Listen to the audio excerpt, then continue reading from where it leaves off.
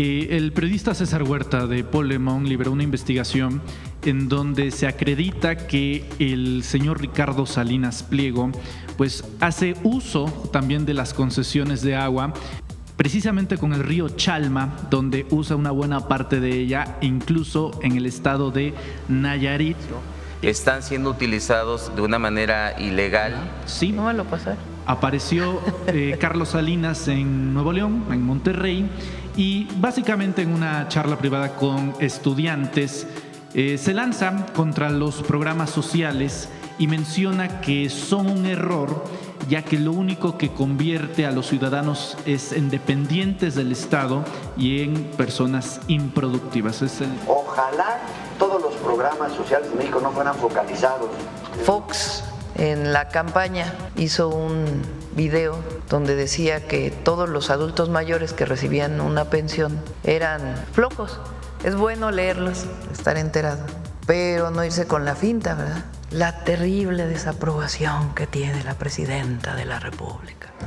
A ver, ¿quieres saber acá?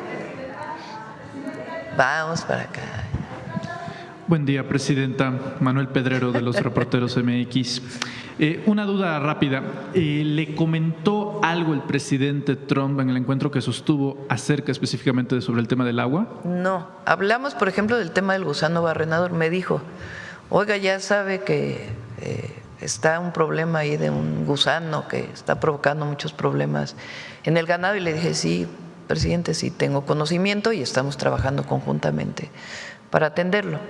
El tema del agua no lo tocamos, no fue tema de conversación hasta la publicación de ayer. Y por eso digo que espero que no haya problema y que lleguemos a un acuerdo.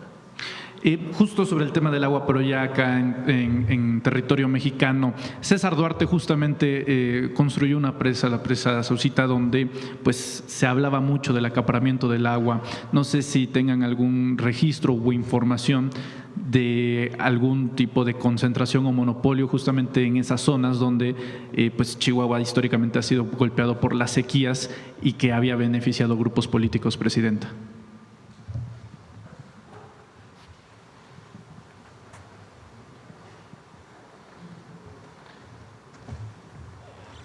Bueno, buenos días. Con su permiso, presidenta. Efectivamente, en Chihuahua se tenía o se tiene una complicación de sobreexplotación bastante severa. Uno de los elementos que se han dado a conocer en este espacio es que el exgobernador en su periodo construye una presa. Esta presa almacenó, retuvo, acaparó alrededor de 700,000 metros cúbicos. Esto privó de agua a las comunidades que se encontraban aguas abajo y también a pequeños y medianos productores. Entonces, en este caso se levantó una denuncia, el juez determinó que se demoliera la presa. Esta actividad la realizó la Conagua hace algunos meses y eso está restablecido y de eso se deriva una denuncia que pues continúa su curso. Además, hay algunos otros elementos que estamos revisando de acaparamiento. Se está haciendo una revisión para tener un ordenamiento de todas las concesiones en Chihuahua. Aprovechando la presencia del titular de Conagua. Sí, aprovechando la presencia de usted, titular, y también para plantearlo a la presidenta Claudia Sheinbaum, el periodista César Huerta de Polemón liberó una investigación en donde se acredita que el señor Ricardo Salinas Pliego pues hace uso también de las concesiones de agua, precisamente con el río Chalma, donde usa una buena parte de ella, incluso en el estado de Nayarit. Estas concesiones estarían abasteciendo a Banco Azteca y hay un ángulo interesante y es que su hermana Esther Salinas Pliego también está involucrado en el negocio del agua, pero a través de las embotelladoras. Preguntar si esos asuntos se encuentran en orden, si no han detectado irregularidades, ya que pues otorgar una concesión para usarlo con otros fines pues no estaría dentro de la ley. Bien, son dos cosas que comentar. Uno, también en el caso de Chihuahua, complementando, tenemos un caso de un funcionario que durante el periodo del presidente Fox, varios casos, pero son algunos del presidente Fox y otros del presidente Peña, fungían como funcionarios de la propia Comisión Nacional del Agua y se otorgaron a sí mismos o a algunos familiares alrededor de 150 títulos de concesión, que estos 150 títulos de concesión concentran o acaparan alrededor de 47 millones de metros cúbicos. Es una cantidad enorme que podría abastecer a muchísimas comunidades. Y son casos que también estamos revisando en cuanto al acaparamiento, además de algunas otras obras de retención que se han realizado sin ningún tipo de permiso. Lo que nos estamos planteando con la ley es que podamos tener mayores elementos para llevar a cabo un proceso de ordenamiento de todas las concesiones que nos permita terminar con el acaparamiento, que nos permita terminar con la sobreexplotación y en esta segunda parte que tiene que ver también con el uso ilegal del agua. Hemos estado revisando 536,000 títulos de concesión, que es la totalidad de los títulos que se tienen, y efectivamente hemos detectado que una gran cantidad de títulos que fueron otorgados, por ejemplo, para el uso agrícola, como lo hemos comentado en este espacio, están siendo utilizados de una manera ilegal en campos de golf, en algunos complejos deportivos. ¿Como en Huatulco? En algunos complejos, por ejemplo, industriales. Sí, perdón. ¿En Huatulco? Bueno, tenemos en Huatulco y tenemos en muchos otros lugares. Estamos haciendo una revisión detallada y los vamos a dar a conocer con precisión. Lo que es importante señalar es que de estas visitas de campo lo que estamos realizando es un ordenamiento, donde nosotros identificamos que hay un uso ilegal, de inmediato se procede a tomar las acciones para las clausuras y también los cierres físicos de estos espacios. Muchas gracias, titular. Gracias. ¿Sí? Sí. Muchas gracias, titular. No sé si el Gabinete de Seguridad cuente con información respecto a algo que se informó desde los Estados Unidos. Un agente de la DEA, Paul Campo, habría estado lavando dinero para el cártel Jalisco Nueva Generación. Eso lo informó el Departamento de Justicia y Terry Cole. Si ustedes tengan información al respecto y dado a este precedente que no… cómo garantizar la no repetición de que elementos de la DEA pues estén involucrados y haciendo negocios con los cárteles mexicanos, presidente. Al momento no tenemos mayor información adicional, ya también solicitamos información al Departamento de Justicia sobre este caso y también a la Embajada de Estados Unidos en México. Pero al momento no tenemos información adicional más que lo que se ha dado a conocer. Muy bien, gracias, secretario.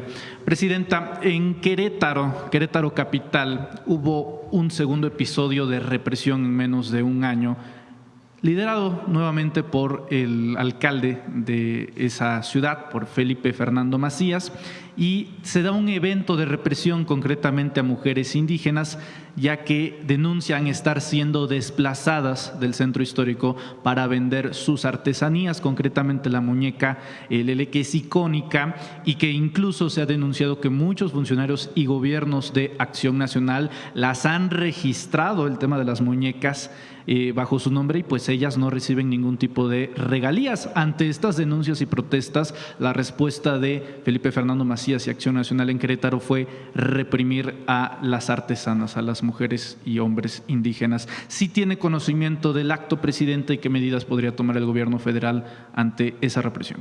Pues le pedimos a la Secretaría de Gobernación que atienda.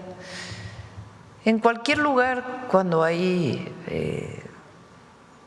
comercio, sea en vía pública, lo que hay que buscar es el diálogo siempre y encontrar la manera en que las personas puedan desarrollar su trabajo y al mismo tiempo pues ordenar los espacios públicos, nunca llegar a la represión.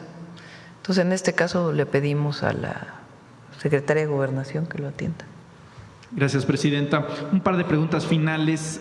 Pues la semana pasada fue el presidente Andrés Manuel López Obrador quien decidió reaparecer en un video. El día de ayer fue Carlos Salinas de Gortari, padre del neoliberalismo mexicano y de la desigualdad no moderna. Lo vi. Sí. No me lo pasaron. Apareció Carlos Salinas en Nuevo León, en Monterrey, y básicamente en una charla privada con estudiantes se lanza contra los programas sociales y menciona que son un error, ya que lo único que convierte a los ciudadanos es en dependientes del Estado y en personas improductivas. Es el ataque directo de Carlos Salinas contra los programas sociales que su gobierno está implementando. No sé si tenga alguna referencia. A ver, déjenme ver el video porque… Pues de una vez. A ver, ¿lo tienen? Ah, es de 2011. A ver, explícalo ahí tú con el micrófono. De una vez. Se trata de un video de 2011, lo retomaron ahí en redes sociales, pero no es actual.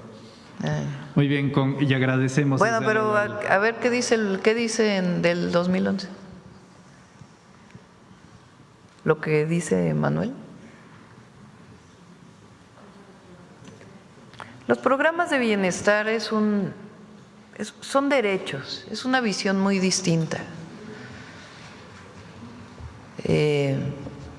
Fox en la campaña hizo un video donde decía que todos los adultos mayores que recibían una pensión o todos los que recibían apoyos sociales eran flojos. A ver. Noé, ¿estudias economía? ¿En qué año estás, Noé? Segundo semestre de economía está Noé y su pregunta se refiere a los programas sociales y dice, ¿qué opinan los programas sociales en México y su falta de focalización como programa? Ojalá todos los programas sociales de México no fueran focalizados, creo Noé. Te voy a explicar por qué. La focalización lo que quiere decir es que se dirige específicamente a individuos a los cuales se busca darles un apoyo para mejorar su alimentación, su sustento, garantizar que acudan a la escuela y también la atención a la salud. Eso está bien. ¿Cuál es el problema? Y esa es la característica, focalización de Progresa Oportunidades, que los convierten en dependientes del Estado. No exigen corresponsabilidad frente al apoyo que se está dando y no invitan a la participación cívica de los beneficiarios. Son programas que en la estadística pueden mejorar la situación de pobreza, pero que están disminuyendo la formación cívica de esos futuros ciudadanos. Es una pena tener programas que pueden aliviar en la métrica social esa.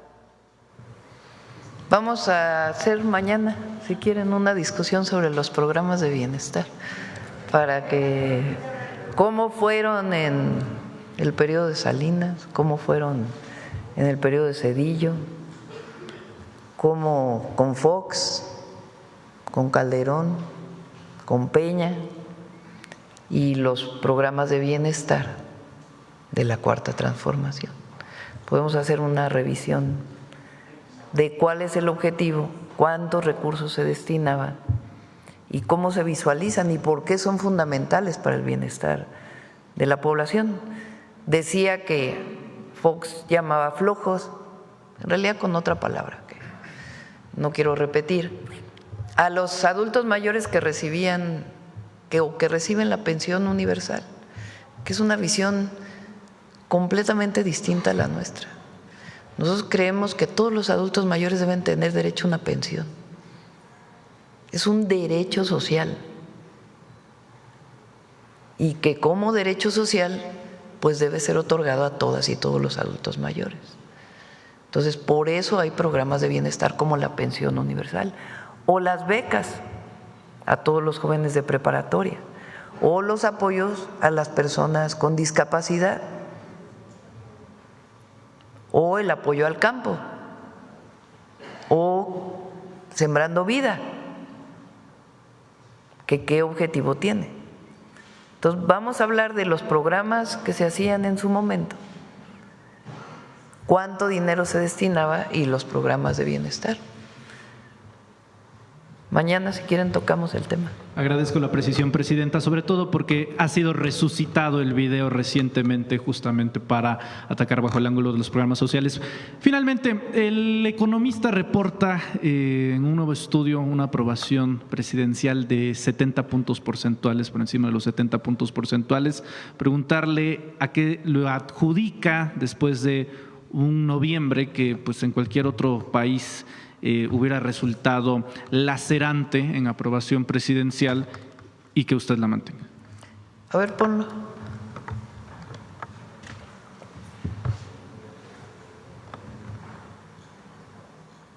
No sé si leyeron hoy a los comentócratas. Ahí se los recomiendo porque a veces es bueno leerlos, estar enterado, pero no irse con la finta, ¿verdad? Porque dice, la terrible desaprobación que tiene la presidenta de la República. ¿Cómo ha perdido apoyo popular la presidenta? Qué mal está, en qué situación tan terrible. Polariza. Está terrible el país porque la presidenta cada vez tiene menos apoyo. Y luego sale la encuesta de Mitofsky, que por cierto era de los que no nos daba tanto cuando el 24, con la elección del 24. Junto con otras encuestas, ¿no? Salió una en El Heraldo, salió una en… El viernes que no estuve aquí salió en El País, ¿no? De 74% de ENCO. Esto es porque nosotros no traicionamos lo que pensamos. Porque hay consecuencia, hay consistencia. Si nosotros llegáramos a traicionar lo que dijimos en campaña, o llegáramos a traicionar nuestra historia, o los principios que nos guían en la Cuarta Transformación, entonces sí, caería la aprobación. Decía Krause el otro día, por favor que ya no haya mañaneras. Imagínense qué haríamos sin la mañanera, pues eso es lo que les gustaría, ¿no? Que no tuviéramos derecho de réplica. Entonces, la mañanera nos ayuda a informar nuestro punto de vista, nuestra perspectiva, la información clara de los datos y también pues el debate político que tiene que haber en el país y que es bueno que haya. Pero la aprobación, pues esa es por no traicionar. Y además nunca vamos a traicionar, nunca. Y la gente sabe que trabajamos de sol a sol por el bienestar de México y de los que menos tienen, porque esa es nuestra misión, ese es nuestro objetivo, por el bienestar de todas y todos, pero principalmente de los más humildes. A eso llegamos y eso es lo que estamos haciendo. Por eso hay la aprobación de la gente. Si no, pues ya la propia gente ya nos hubiera quitado su apoyo. Y hay que seguir informando. Por cierto que lo que aparece hoy en Reforma contra Altagracia Gómez, sale de que hay corrupción y que hay contratos especiales con Minsa, que es la empresa, una de las empresas que ella representa, y que hubo un contrato especial y que hay conflicto de interés y demás. Hay desde hace tiempo, lo que era Diconsa, cuando no tiene suficiente maíz, como venden las tiendas de Diconsa, hoy tiendas del bienestar, pues vende harina de maíz, y desde hace mucho tiempo se compraba. Ese contrato de todas maneras se canceló hace algunos meses. Sale hoy una aclaración de ella, ¿no? Me decía Belmont, sale hoy una aclaración de ella. O sea, es falso que haya un conflicto de interés. Es una mujer, yo la quiero reconocer aquí. Entonces, yo conocí a Altagracia Gómez, en la campaña no la conocía. Ella es una hija de un empresario, pero ella lleva las empresas. Ya nada más que la mujer lleve las empresas en una familia de varios hombres, ya habla de lo que representa ella, porque incluso en el sector empresarial es donde menos mujeres hay de responsables de empresas. Ella es una mujer muy joven y yo la conocí en campaña porque llegué a Guadalajara y fue a un evento y me llamó la atención porque pues iba en un coche, después se subió a la camioneta donde nosotros íbamos. Justo estaba el tema de que los precios del maíz estaban muy altos por la guerra en Ucrania. Y entonces le pregunté, ¿por qué si México es autosuficiente en maíz blanco, dependemos del precio del maíz internacional? Y me dio una cátedra como de 1 hora de cómo es que a partir del tratado el precio está en Chicago, de qué significa el maíz blanco, qué significa el maíz amarillo. Y entonces ahí yo dije, esta mujer sabe muchísimo y nos ayuda muchísimo. ¿Qué hace ella? Sencillamente nos ayuda en la relación con distintos empresarios, nos ayuda a traer inversiones a México, no cobra un centavo en el gobierno de México, sino sencillamente ayuda al país, ni siquiera es en particular a la presidenta. Y no hacemos ningún conflicto de interés, incluso… ¿De dónde salió ese? De allá atrás. Incluso ella misma ha dicho, no voy a participar en nada que tenga que ver con contrataciones con el gobierno porque no quiero que haya conflicto de interés, con excepción de este tema donde hay pues 2 empresas que venden harina de maíz, que es Maseca y Minsa. Y entonces cuando hace falta harina de maíz en las tiendas del bienestar, cuando no se puede procesar, pues se compra a estas empresas.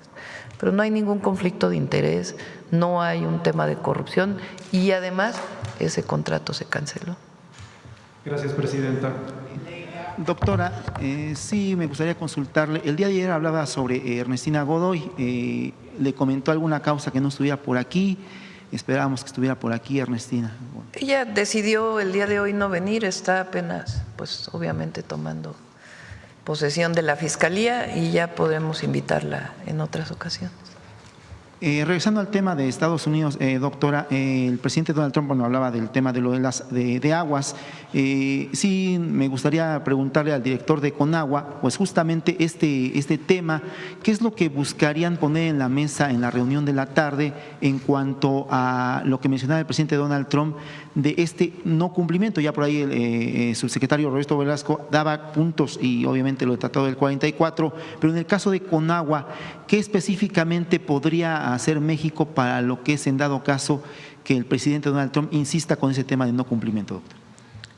A ver, más que el no cumplimiento, lo que él dijo ayer es que se entregara cierta cantidad de agua de manera inmediata. Entonces, lo que planteamos es, incluso físicamente, por el tamaño del ducto, no se podría entregar en muy poco tiempo la cantidad de agua que está mencionando. Es hasta un impedimento físico. Eso lo sabe el gobierno de Estados Unidos. Lo que hay es la mejor voluntad para poder entregar la cantidad de agua que se debe de años anteriores, de acuerdo con lo que se dice en el tratado y, por supuesto, garantizándole el agua a México, en términos sobre todo del derecho humano al agua y una parte de los agricultores mexicanos. No sé si quieres comentar algo más, Efraín, de las presas, el tamaño de los ductos, etcétera. O Heriberto.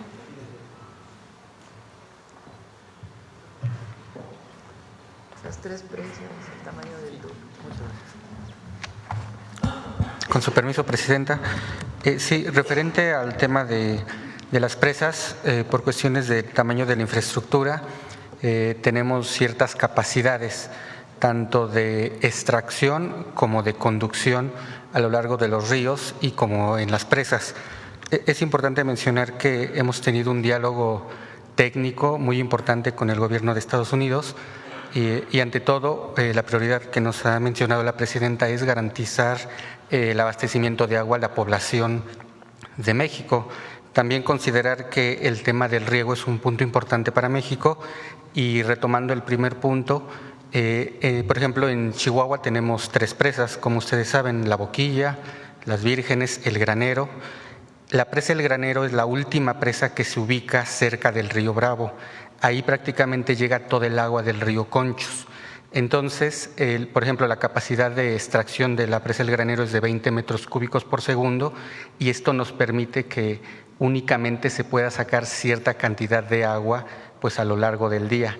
Entonces, por cuestiones físicas y de infraestructura, pues estamos limitados, pero como comenta la presidenta, tenemos la mejor voluntad de participar y de hacer de los acuerdos que se han comprometido y de hacer las entregas que se han planteado. Muchas gracias. Justamente este tema, bueno, entonces si México está cumpliendo con lo que es el tratado del 44, ¿no tiene razón en los amagos de Donald Trump, doctor? A ver, para no entrar, no queremos entrar en ¿por qué no pones una de las gráficas que puso Roberto? O sea, el tratado establece una cantidad de agua que se tiene que entregar cada quinquenio. Y también dice, si es una época de sequía, pues entonces el agua que no hay, pues porque sencillamente no hay, porque no llovió, se puede entregar en el siguiente quinquenio. Eso es lo que dice el tratado de 1944. Entonces, ¿qué pasó en el quinquenio que cierra, digamos, del 20 al 25? Pues en los años previos no se pudo entregar mucha agua. ¿Por qué? Pues porque no había agua. O sea, no, era imposible que se entregara porque fueron años de mucha sequía, particularmente el 2023 y el 2024. Ahí en la gráfica vienen 2 años porque el periodo de lluvia se mide no de enero a diciembre, sino incluye 2 años. Entonces el año 3 es del 22 al 23, el año 4 es del 23 al 24. El que está en color más oscuro es la cantidad de agua que se entregó. Lo que está en gris es lo que debería México, de acuerdo con el tratado de 1944. Entonces, como ven, pues sí hay una cantidad de agua que México no ha entregado. ¿Pero por qué no la ha entregado? ¿Por gusto? No, porque no había agua, porque fue época de secas. ¿Qué dice el tratado? Si no entregas agua, ¿qué va a pasar? Pues entrégala en el siguiente quinquenio. Entonces, ¿qué fue lo que hicimos nosotros? Ya inició el año 5, pues entregamos más agua que la que deberíamos. La línea punteada es el agua que se debería entregar. Como ven, este año hemos entregado más agua. ¿Por qué? Pues porque llovió, porque hay más agua. Pero pues también tiene un límite, que es la cantidad de agua que está en las presas y la cantidad de agua que se puede llevar por los ductos al río Bravo. Entonces, ¿qué decimos ahora? Pues claro que estamos en las condiciones de cumplir con el tratado, pero ¿qué tenemos que tomar en cuenta de aquí al 31 de diciembre? ¿Cuánta agua se puede aportar de acuerdo a la que existe y a la que físicamente se puede conducir? Y de todas maneras tenemos el 26 para poder seguir entregando agua. ¿Qué tenemos que garantizar nosotros? Pues que las poblaciones no se queden sin agua, evidentemente, y que agricultores trabajando con ellos, pues también tengan agua para riego, pero que también los agricultores de Texas, que son quienes están demandando esta agua, también puedan tener agua. Entonces, por eso es un asunto de entendernos, coordinarnos, porque no es un asunto de mala voluntad de México decir, no, queremos entregar agua, no. Sí queremos cumplir con el tratado, pero de acuerdo a las características que tenemos en este momento y seguimos trabajando para enero, febrero, marzo. Por eso digo que nos podemos poner de acuerdo, si es que no hay ningún otro tema realmente de parte de Estados Unidos, ¿no? Espero que no. Es que, a ver, digamos, el tratado, de acuerdo con los expertos, es un buen tratado para México, porque tenemos que entregar 1/3 y además recibimos agua del Colorado. O sea, en el lado oeste recibimos agua, es el mismo tratado. Entonces, es un tratado que en 1944 se firmó y que es favorable para México y también para Estados Unidos, porque era de acuerdo a la cantidad de agua. Ha habido actas que se adicionan al tratado en determinados momentos, de acuerdo con las características. Así fue en el caso del 2000, creo, ¿no? 2020. Entonces, ¿qué decimos nosotros? Pues hay otras fuentes ahora de agua. Entonces, es muy importante que con Estados Unidos nos sentemos pues a revisar muchos otros temas para poder resolver pues, el problema futuro y no solamente el inmediato. ¿Perdón? No se veo. De hecho, ahora se hizo, un acuerdo especial porque ellos han pedido muchas veces que se sanee el río Tijuana, porque contamina las aguas.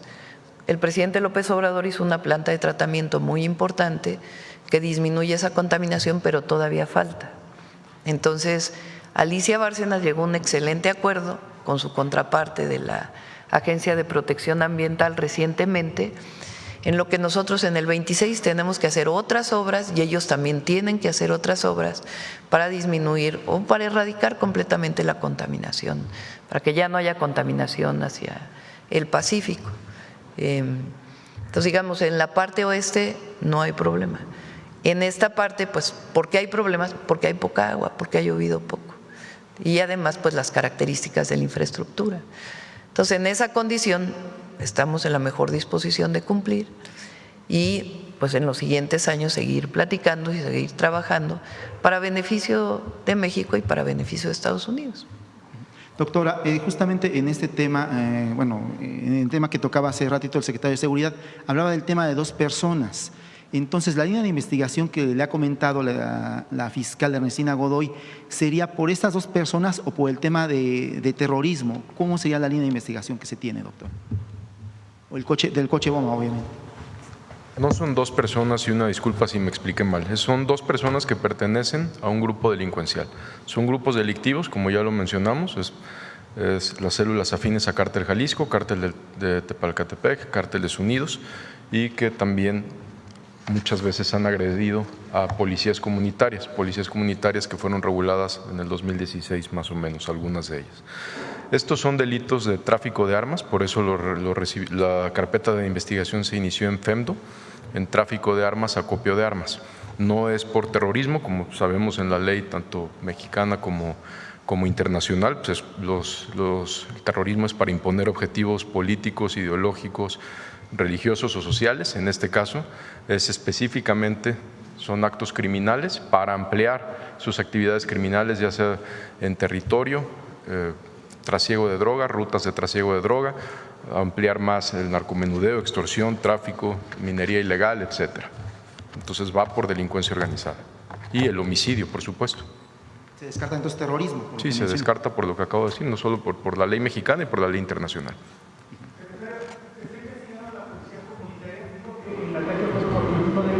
Está vinculado a uno de los grupos, ¿no? En este caso hemos recibido, se están haciendo diversas diligencias. No quisiera entorpecer las investigaciones que tiene la propia Fiscalía General de la República, que estamos seguros que más adelante va a informar, como lo mencionaron ayer en su comunicado. Perfecto. Doctora, consultarle, hace 2 semanas, si no mal recuerdo, le hacían aquí una denuncia de un empresario que estaba vinculado con extorsiones. El día de hoy sale en el norte del Monterrey justamente nuevamente este tema, donde mencionan que Omar Amador, funcionario del Comisionado Federal de Secretaría de Seguridad de Nuevo León y Tamaulipas también, están cobrando cuotas a casinos en complicidad con el empresario regiomontano Sergio Gil García, que le decían la otra vez. Esto el día de hoy sale en este periódico del norte, se llama El Norte, es un filial del Grupo Reforma, pero es consultarle si tiene algo más de este tema que le preguntaban la otra vez. Se mencionaba que incluso que esta persona vive en un penthouse y que tiene el tema de las denuncias por extorsión a los empresarios de casinos. No sé si usted tenga algo de información adicional o si el secretario o la secretaria de Gobernación, que ella maneja lo que es el tema de casinos. Con permiso, Presidenta. Solamente decirles a quien esté presentando este tipo de irregularidades que nos haga de conocimiento primero a la autoridad correspondiente y también a nosotros para revisar a fondo cualquier tema que haya al respecto sobre el tema de permisos y todo lo demás que puedan estar poniendo en peligro también a la industria. Pero lo revisamos y procedemos en consecuencia. Esta denuncia es sobre el tema del Casino Regio. No sé si usted tenga conocimiento a través de la Dirección de Hay Impuestos Sociales. diferentes denuncias a veces, pero sobre todo me preocupa cuando se trata de alguna denuncia que tenga que ver con servidores públicos. Entonces, como ya le dije a los integrantes de la industria de juegos y sorteos, por parte del Gobierno de México no hay absolutamente ningún intermediario ni representante del gobierno, de la Secretaría de Gobernación, que siquiera piense en solicitar algún tipo de corruptela, que lo denuncie inmediatamente y procedemos en consecuencia.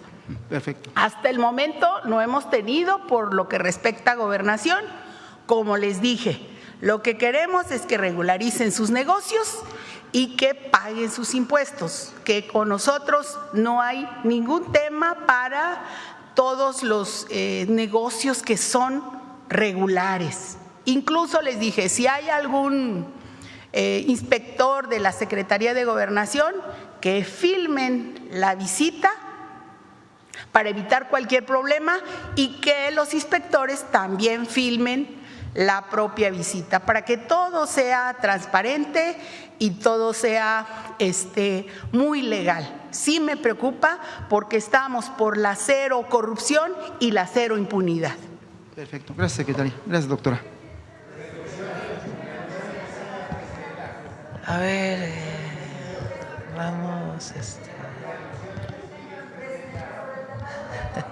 vamos con la compañera de acá.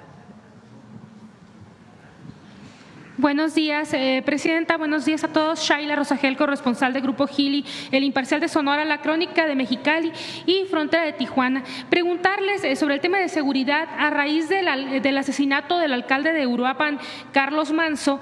¿Cuántas autoridades han solicitado hasta el momento protección en el país? ¿En qué estados hay más solicitudes? ¿Y cuáles son los cargos que más solicitan este tipo de protección? Y preguntar si hay casos en Sonora y Baja California. ¿Tienen la información ahora de cuántas personas han solicitado protección de la Guardia? Hay 75 servicios de seguridad que proporciona la Guardia Nacional. Hablamos de poco más de 500 personas que están desplegadas en diferentes entidades del país.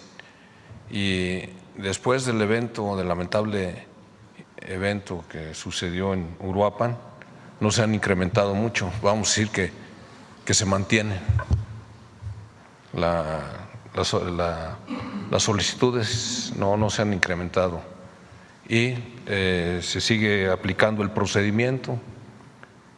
Llegan las solicitudes a la Secretaría de Protección Ciudadana, luego entonces ellos se las remiten a la Guardia Nacional.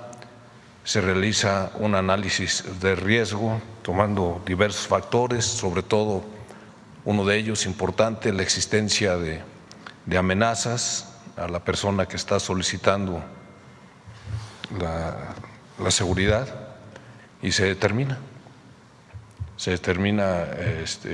efectivos, con cuántos vehículos, pero no se han incrementado. Preguntarle qué cargos son los que solicitan principalmente, alcaldes o… Hay de todos, funcionarios de los tres niveles. Sí. ¿Y de Sonora y Baja California tienen alguno? ¿Mande? De Sonora y Baja California. Recientemente no tenemos, ¿no? No tenemos, recientemente no. Bueno, muchas gracias. En un segundo tema quisiera preguntar, en Baja California pues han disminuido los homicidios en este año. Preguntarles ¿qué se ha hecho en la entidad para lograr esta baja considerable de homicidios y qué acciones vienen para el próximo año ahí en Baja California? Primero, como lo ha instruido la presidenta Claudia Sheinbaum, en la Estrategia Nacional de Seguridad en Baja California, como en las 26 entidades de la República que hoy presentan una incidencia delictiva a la baja, en Baja California ayudó mucho el cuarto eje, que es la coordinación. Hay una gran coordinación con el gobierno del Estado. hay un secretario de Seguridad Pública que es el general Carrillo, que es un general en activo de la Secretaría de la Defensa Nacional, que ha logrado coordinar de manera muy efectiva a todas las instituciones que conforman el Gabinete de Seguridad federales y locales. Se han también hecho detenciones muy relevantes que hemos informado aquí de generadores de violencia, muchos de ellos buscados en Estados Unidos, otros con órdenes de aprehensión obtenidas por la propia Fiscalía de Baja California y también por la Fiscalía General de la República. Entonces es coordinación, por supuesto atención a las causas, pero coordinación, incremento de operaciones, incremento de efectivos. La Presidenta de la República nos instruyó desde el inicio de su administración el incremento de efectivos de Guardia Nacional, Defensa, operaciones específicas también con Marina y Secretaría de Seguridad. ¿Para el próximo año vienen más incremento de efectivos para Baja California o es lo mismo? Más que el incremento de efectivos, pues el incremento de efectivos se decide conforme va la incidencia delictiva, pero las operaciones van a continuar. Muchas gracias. Presidenta, preguntarle, ¿qué panorama pueden esperar los ganaderos para 2026? Pues con la crisis todavía del gusano barrenador y el cierre de la frontera a la importación de ganado. Y preguntarle qué es lo último que han hablado con las autoridades de ambas naciones. ¿Qué es lo último que se ha hablado? Ayer justo antes de ayer, estuvimos ayer en la reunión de economía con el secretario Verdegué. Estamos buscando que se acelere la producción, la planta que produce estas moscas que ayudan a disminuir esta plaga del gusano barrenador. Entonces estamos buscando acelerar que esté lista porque pues al tener la liberación de estas moscas, pues entonces se puede controlar. Lo mismo está haciendo Estados Unidos. Hubo una plaga, no sé si se llama plaga, supongo que sí, es una plaga del gusano barrenador hace 40, 50 años, que afectó mucho a la población de ganado, tanto en México como en Estados Unidos.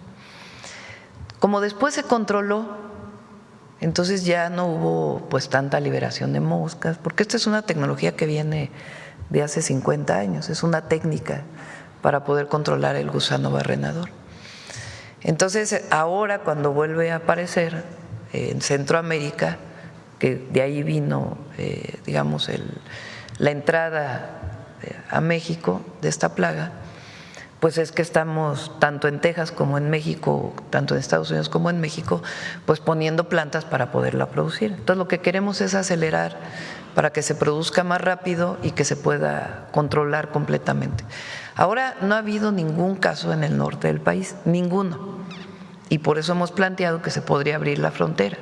Pero bueno, para tener mayor certeza, el objetivo es que esté esta técnica de control más rápido para que pueda abrirse la frontera. Eso es por un lado. Por otro lado, pues está el programa que tenemos con Sonora, Coahuila y Durango para la producción de carne de calidad internacional para poderla producir en México y que pueda ser exportada no ya directamente el novillo, sino en realidad la carne. Y eso se está trabajando con los 3 estados y va muy adelantado, en particular con Sonora. Preguntarle, usted había comentado que en el primer semestre estaría esta planta, más o menos hablaron ayer de en qué mes pudiera quedar lista. Bueno, ahora está en junio del próximo año, pero la idea es poder acelerar los trabajos para que pueda estar antes. ¿Antes? ¿De cuántos meses hablamos antes? No podría decirte el mes, está haciendo el estudio la Secretaría de Agricultura y Desarrollo Rural para poder acelerar los trabajos. Presidenta, esta apertura de esta planta sería como lo que está pidiendo Estados Unidos para poder abrir la frontera. Pues sí, porque teniendo esto, pues entonces hay un control mucho mayor de la plaga que el que se hace ahora, pues visitando cada uno de los estados y de los lugares donde hay animales que puedan ser contagiados. Muchas gracias, Presidenta. Ya por último, además de la ley contra las extorsiones que se acaba de aprobar, ¿qué acciones hacen para combatir este delito en las entidades? Hay reuniones con empresarios principalmente. Es distinto el delito de extorsión en muchos estados de la República. en algunos está más avanzado o ha, digamos, llegado a más niveles o más sectores que en otros, pero evidentemente tenemos que trabajar en toda la República. Lo que se hace es establecer un espacio de confianza entre la Secretaría de Seguridad y Protección Ciudadana, la Fiscalía y la víctima o las víctimas, de tal manera que se conozca el modus operandi, que se pueda denunciar de manera anónima y que se pueda perseguir de oficio. Ahora ya se puede hacer. Y se está fortaleciendo el 089 para que cualquier persona que viva un caso de extorsión pues pueda denunciarlo de manera anónima. Entonces está trabajando en esto, incluso personalmente he recibido empresarios, particularmente en Michoacán, y también están trabajando con la Secretaría de Seguridad y Protección Ciudadana y la Fiscalía General de la República. Lo que se hace muy rápido es cuando hay extorsión telefónica. Aprovecho para decir que no se conteste un número de teléfono que no se conoce. Es muy importante esto, que digamos solo se conteste el número de teléfono que se tiene en los contactos. Esa es la orientación general que se da. Y cuando ocurre que se conteste el teléfono y hay una extorsión telefónica, que se cuelgue de inmediato y se llame al 089. Ahí se reporta el teléfono. En algunos casos las extorsiones venían de prisiones, de lugares de detención, en donde había teléfonos que tienen las personas privadas de la libertad y desde ahí extorsionan. ¿Qué se está haciendo en ese caso? Pues de plano bloquear las señales y que nada más haya teléfonos únicos en donde puedan hablar con sus familiares dentro de los programas que tienen que existir de protección a los derechos humanos y de los derechos de las personas privadas de su libertad. Pero ya por ejemplo, en Altamira se quitó una antena, la antena solo servía para ese penal, pues ya se quitó la antena y ya no se puede llamar o ya no se pueden hacer estas llamadas que extorsionan. Entonces son distintos mecanismos que se están siguiendo.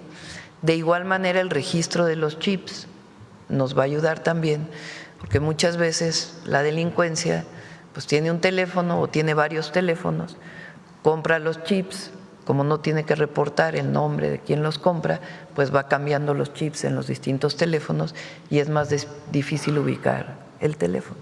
Entonces es una estrategia integral que se está siguiendo para poder erradicar este delito que afecta a mucha gente y que genera mucho miedo, mucha preocupación en las familias y que evidentemente nosotros tenemos que trabajar con los gobernadores y con las entidades de la República para erradicar este delito. Muchas gracias, presidenta.